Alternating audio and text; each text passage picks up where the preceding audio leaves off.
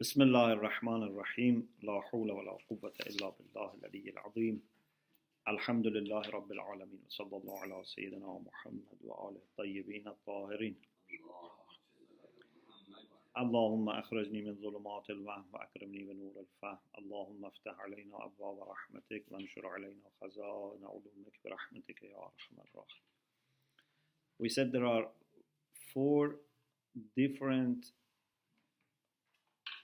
interpretations of قاعده السلطنه. Some are more modest, some are more expanded. And Sahib al-Jawahir has the most expanded understanding, which means that the owner can decide how to use or how to transfer, and even for the details, for example, does it need to be in Arabic or in not, does it need to be with formula or just mu'atat?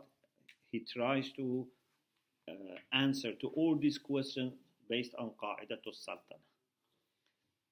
A more limited version is by Sheikh Ansari, that he says he can use his property, the owner, he can transfer, but for details we have to understand from other sources.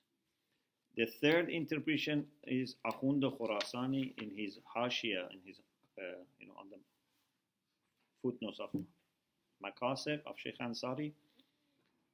He says anything which is mashru', any legitimate use is okay, but what is legitimate we have to find out. And then the most limited version is by Sheikh al-Irwani in his Hashi al-Makasir, that says it's only for the using as long as it remains in his ownership. But for transferring to someone else, the qaida would not apply, because الناس مسلطون على أموالهم.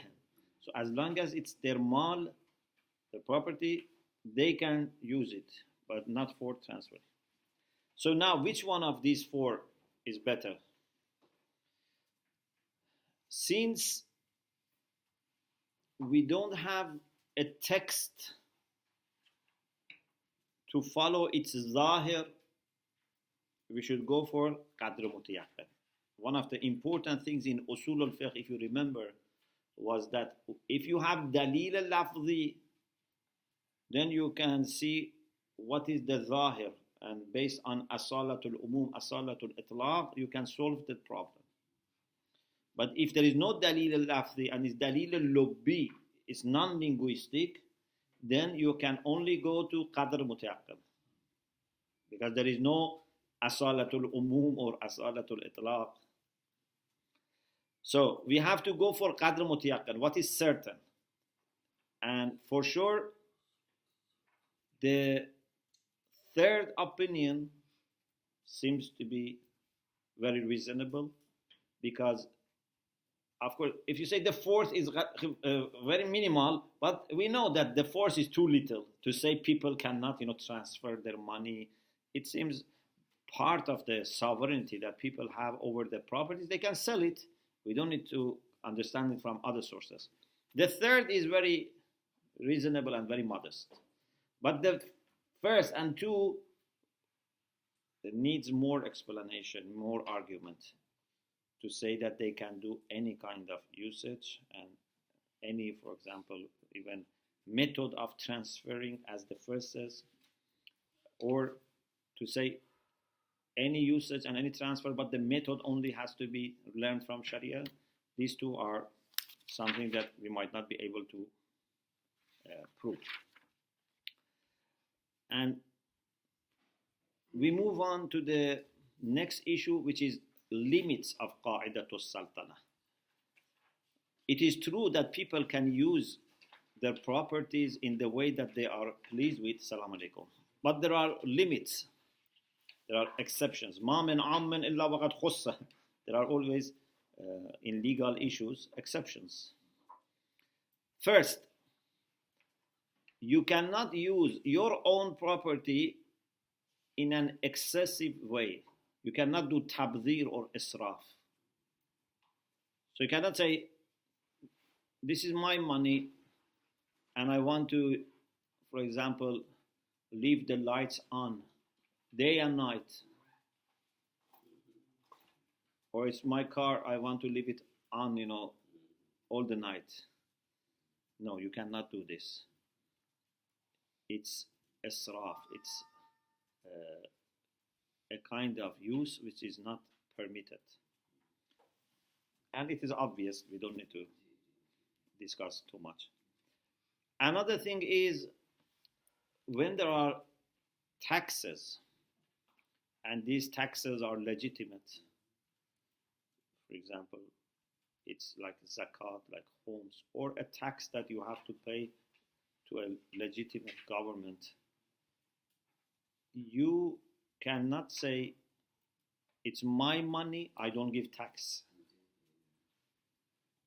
It's my, for example, I don't know, extra building, I don't want to pay tax. Your property is your property, you can use it, but legitimate and legal taxes are either excluding that portion from your possession, then it will be takhassus, means it's not your money so that you have authority, or if it is still remaining part of your possession, you have to give it. Is it clear? Because there are two ways. One is to say like homes. With respect to homes, we say 1/5 is not yours. It's a kind of partnership. 20% of something which is subject to homes is not yours. Only 80% is yours. And you cannot use anything when 1/5 is not yours, unless you have permission from the owner of the other share. So either we say it's going out of your ownership, or if it doesn't belong to the money and just you have to pay this much.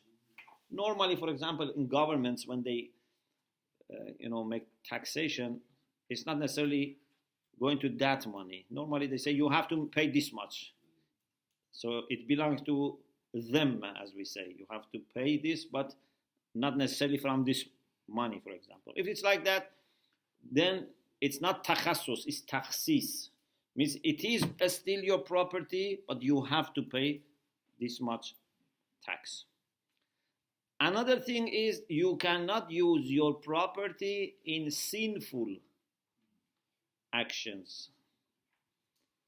For example, you cannot buy khamr with your money and say it's my money. Or some of the instruments of lahw, that you are using for haram, singing or dancing, or some of the things which are used for corruption, mischief. So any haram usage is also prohibited. Another thing is that you cannot use or make a will to use more than 1/3 of your money or possession after you die. You can do wasiya up to thulth, 1/3. Yeah? And the rest? The rest should be given to warath. Should be given to those who inherit. So I cannot say I give 100%, after I die, 100% to others or to a charitable cause and deprive my wife and children from earth. Yes. What is the ruling for hukukul walidain? If someone is ark and the father dies, do they still get the inheritance? Yeah. Even though they were ark? Yeah. But if someone has killed his father, then he would not take earth. So, if you want to do something with your own money, but after you die, then it's only up to 1/3. You can do wasiyah of thulth. If you are alive and still you want to do charity, do it.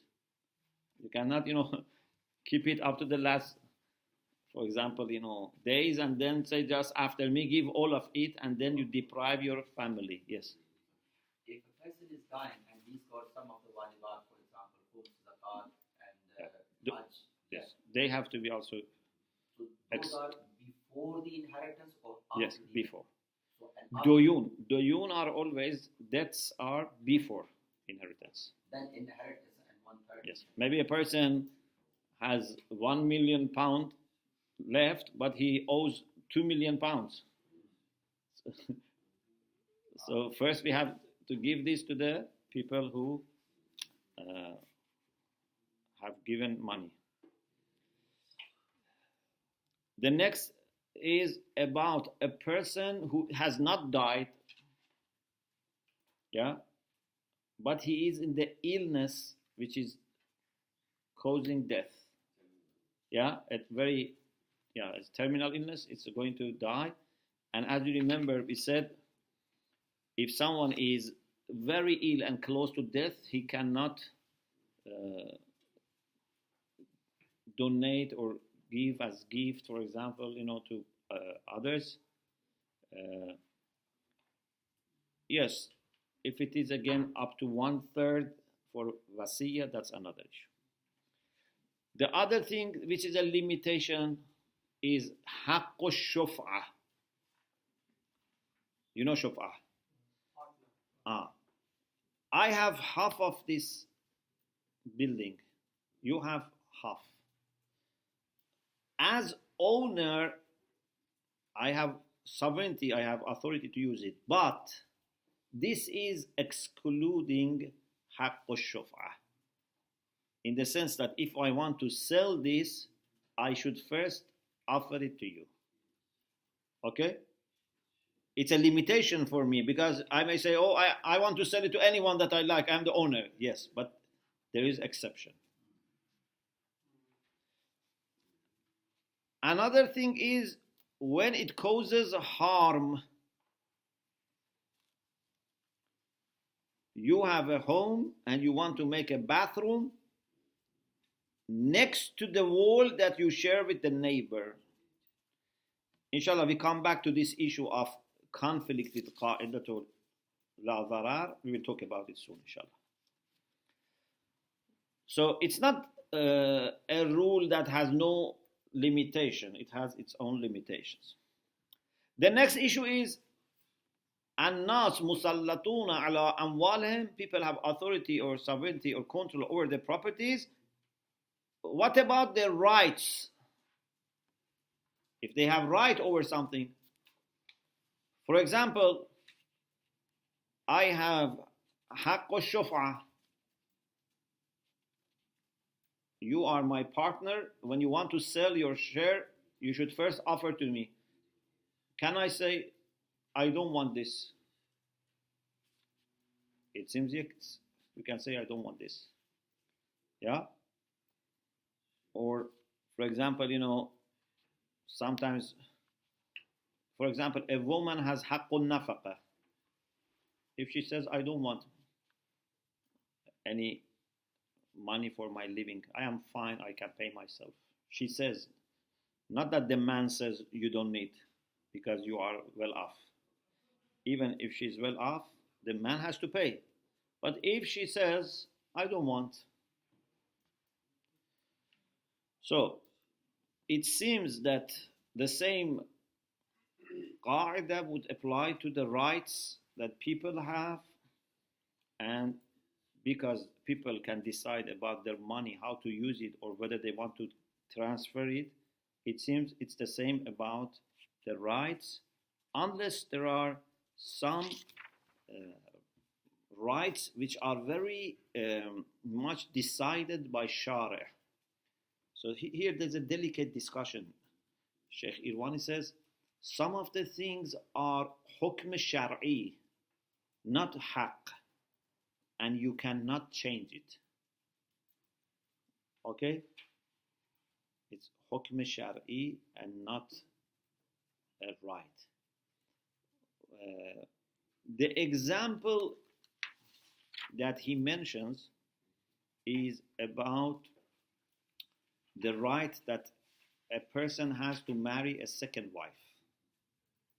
He says this is not a right in the sense of right of shuf'a or right of nafaqa. This is hukm shar'i, that in Islam a man can marry a second wife or third wife, of course, if there is justice and if there is no prior agreement with the wife, in the time of marriage. Yes. But he says this is not something that someone can cancel it. Okay? You may not use it, but this is not your right as such. This is a kind of religious ruling. Okay? So, right is something normally for a person, he has control over it, he can exempt the other party from it. But if something is fixed as a religious hukm, then you cannot cancel it, but you can say, I'm not going to, use this legal provision. But he doesn't go into further details because, as you know, this is a basic or intermediate level book. The next issue is about sovereignty over your life and organs. Can you decide about your life? We say الناس مسلطون على أموالهم. Can we say الناس مسلطون على حياتهم? For example, committing suicide. No. You cannot. Quran says لا تلقوا بأيديكم إلى التهلكة. Surah Baqarah verse 195. You cannot endanger your life and destroy yourself. Or with respect to giving organs, if it is going to kill you, you cannot. If it's going to harm seriously your health, you cannot. But there is here a technical discussion how to argue for prohibition of giving your organs or just cut. Sometimes maybe a person says, I want to donate my kidney. Someone may say, no, this is my kidney, I want to waste it. I want to give it to an animal, for example, to eat. It's mine. I want to burn it. So, there are lots of points he has mentioned, but to sum up, the idea is this. If something is causing considerable harm to your health, that we know Sharia is not pleased with, this becomes haram. Cutting your hand is haram. Cutting your leg is haram because you are causing considerable harm to your body. If someone is just causing injury, for example, a little injury, for example, is the skin is very itchy and then he is, causing injury. If it is not very much, it might be not easy to argue that this is haram because might not be considerable. Or some people, sometimes play, with, their skin or their hair, may cause some harm. But any considerable harm to the health, to the body, to the life, this is something that we know it's not possible, it's not allowed. And with respect to the issue of organ donation, so we have few points. If this organ is something that you are donating when you are alive, and it's going to cause death or serious illness to you, it's not okay. But if it's not going to cause death or serious illness, and it's helping someone else's health, it's okay. Even Ayatollah Khamenei says it can become wajib. For example, if doctors tell me that with one kidney you can survive and you have no problem, you can have normal life, but someone is going to die without my kidney, so he says it's necessary to give it to you. Okay? But if you want to give your organ that someone uses for not health, for cosmetics, then it might not be allowed. It's something which is just a little, improvement or beautification, but not a matter of saving someone's life. So there are many details here. What is important is we know that Sharia is not pleased with us killing ourselves or causing illness to ourselves or considerable harm.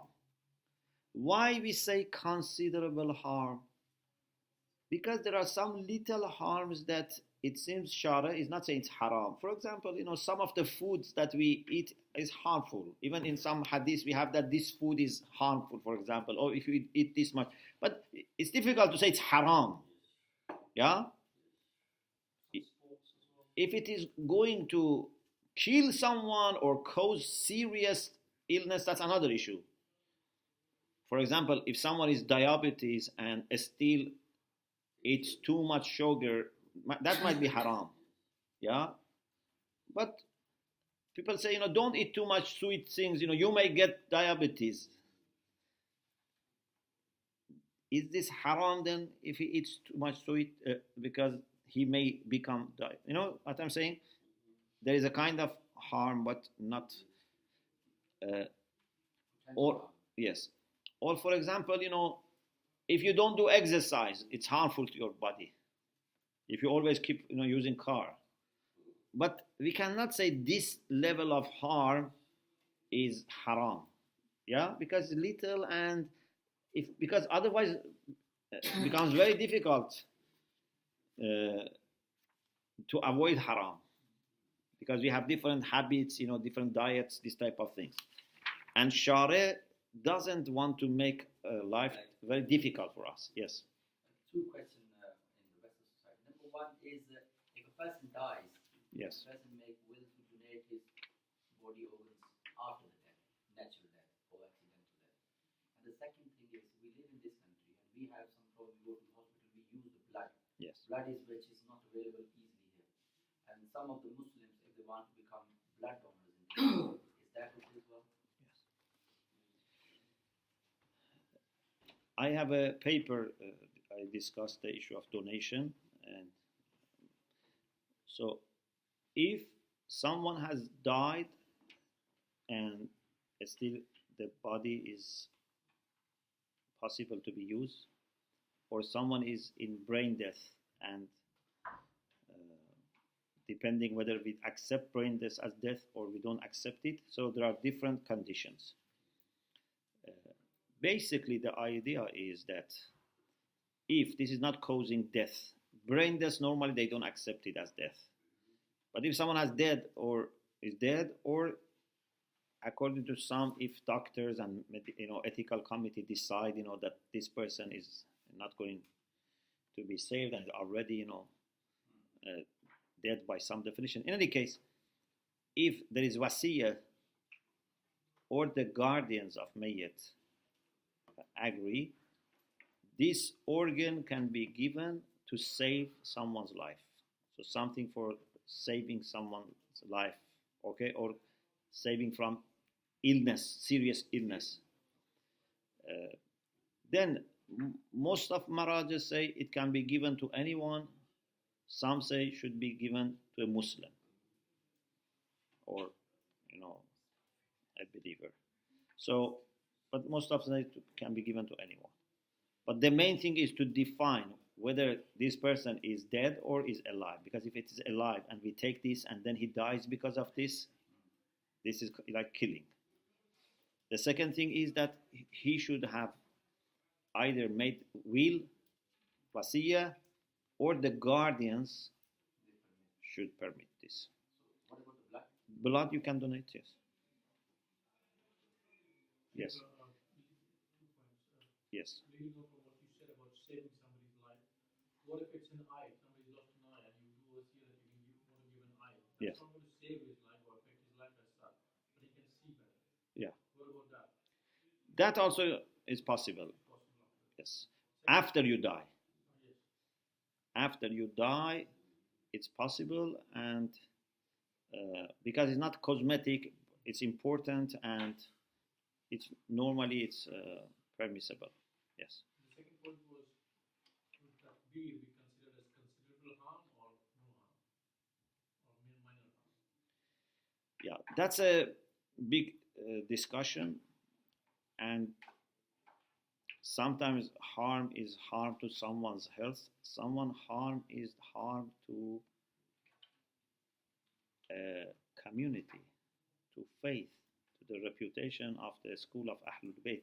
That harm is much more than harm to one person's health.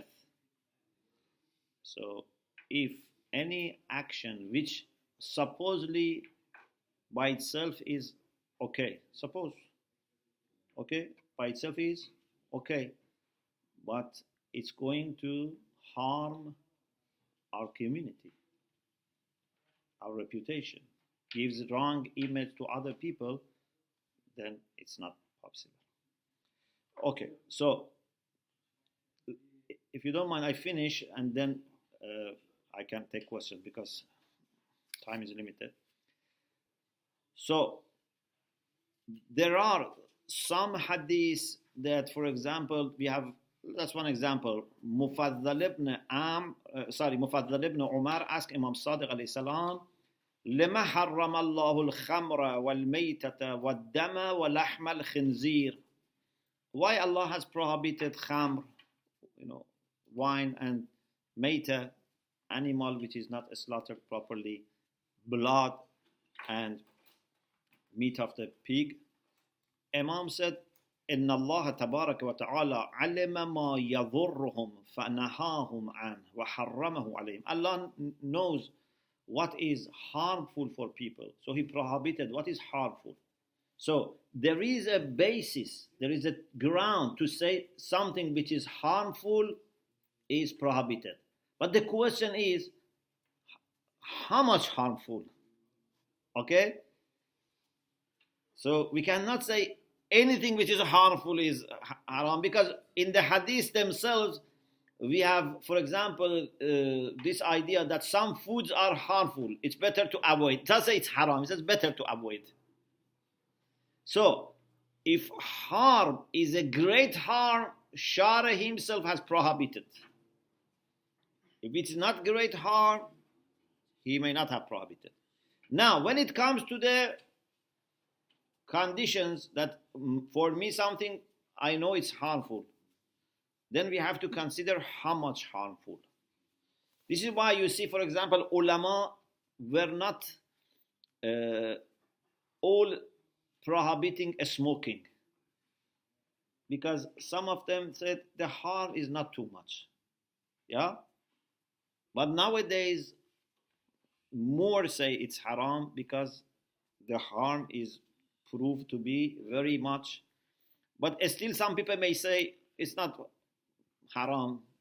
Rarely you may find some people say it's not haram because it's not that much, especially if you don't do it habitually, for example. So the question is, if harm is considerable, then it's possible to say that it becomes haram. The next and last issue is the relation between rule of sultana and rule of la dharar. The same example that we said, someone in his own home wants to make a bathroom or a swimming pool, and it's going to cause harm to the neighbor. The neighbor says, don't make this. So Sheikh Irwani says, if this owner does not need this swimming pool or bathroom, it's something that he likes to have, but it's not necessary, and the neighbor is going to be harmed, so we give preference to the neighbor, because we say la dharara wa la dharara fil Islam. But if he needs bathroom and that's the only place, or he's surrounded by neighbors, and the house is very small, so what should he do? If we say you don't make bathroom, why you need, then would be zarar for him, and other people are harming him. So if he can manage without this, we give preference to the neighbor. We say la dharara wa la dhirar fil Islam. If he needs this and there is no other way, we give preference to an-nas musallatuna ala amwalihim. So alhamdulillah, we finished قاعده السلطنه. These are just discussions we have. No one can take fatwa from what we are discussing or apply it. We are just discussing. Everyone should refer to their marja, inshallah. Alhamdulillah Rabbil Alameen.